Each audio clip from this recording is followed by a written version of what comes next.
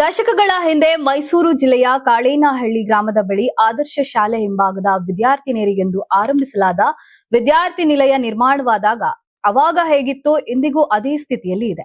ಮೂಲ ಸೌಲಭ್ಯಗಳಿಲ್ಲದೆ ವಿದ್ಯಾರ್ಥಿನಿಯರು ನಿತ್ಯ ಪರದಾಡುವಂತಾಗಿದೆ. ವಿದ್ಯಾರ್ಥಿನಿಯರು ವ್ಯಾಸಂಗಕ್ಕಿಂತ ಭದ್ರತೆ ಬಗ್ಗೆ ಹೆಚ್ಚು ಚಿಂತನೆ ಮಾಡುವಂತಾಗಿದೆ. 9ನೇ ತರಗತಿಯಿಂದ ದ್ವಿತೀಯ ಪಿಯುಸಿ ವರೆಗೆ ವ್ಯಾಸಂಗ ಮಾಡುವ 100ಕ್ಕೂ ಹೆಚ್ಚು ವಿದ್ಯಾರ್ಥಿನಿಯರು ತಂಗಿರುವ ಹಾಸ್ಟೆಲ್ ಮುಂಭಾಗ ವಿದ್ಯುತ್ ದೀಪದ ವ್ಯವಸ್ಥೆ ಇಲ್ಲ. ರಾತ್ರಿ ವೇಳೆ ಆರೋಗ್ಯದಲ್ಲಿ ವ್ಯತ್ಯಾಸವಾದ್ರೆ ಅಥವಾ ಸಂಬಂಧಿಕರನ್ನ ಭೇಟಿಯಾಗಲು ಹೊರಗಡೆ ಹೋಗ್ಬೇಕಂದ್ರೆ ಕತ್ತಲೆಯಲ್ಲಿ ಬ್ಯಾಟರಿ ಹಿಡಿದು ಬೇರೆಯವರ ರಕ್ಷಣೆಯಲ್ಲಿ ಹೋಗ್ಬೇಕಾದ ಸ್ಥಿತಿ ಬಂದಿದೆ. ಒಬ್ಬ ಮಹಿಳಾ ವಾರ್ಡನ್, 2 ಮಹಿಳಾ ಸಿಬ್ಬಂದಿ ಮಾತ್ರ ಇಲ್ಲಿದ್ದು ಏನೇ ಅನಾಹುತ ಸಂಭವಿಸಿದ್ರೂ ಸಹಾಯಕ್ಕೆ ಬೇರೆ ಯಾರೂ ಇಲ್ಲ.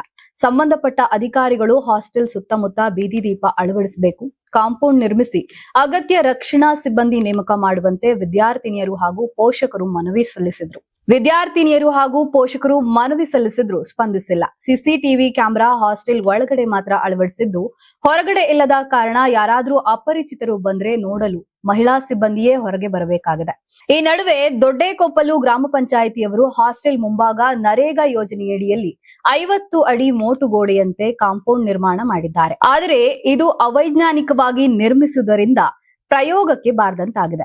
ಇನ್ನು ಇದೇ ವಿಚಾರವಾಗಿ ಪ್ರತಿಕ್ರಿಯೆ ನೀಡಿರುವ ಬಿಇಒ ಆರ್ ಕೃಷ್ಣಪ್ಪ, ಸೆಸ್ಗೆ ಪತ್ರ ಬರೆದು ವಿದ್ಯುತ್ ಕಂಬಗಳನ್ನು ಹಾಕಿ ಬೀದಿ ದೀಪ ಅಳವಡಿಸಲು ಸೂಚನೆ ನೀಡಲಾಗುವುದು, ರಕ್ಷಣಾ ಗೋಡೆ ನಿರ್ಮಾಣ ಮಾಡುವುದು ಸೇರಿದಂತೆ ಅಗತ್ಯ ಸೌಲಭ್ಯ ಕಲ್ಪಿಸಲು ಕ್ರಮ ಕೈಗೊಳ್ಳಲಾಗುವುದು ಎಂದು ಭರವಸೆ ನೀಡಿದ್ದಾರೆ.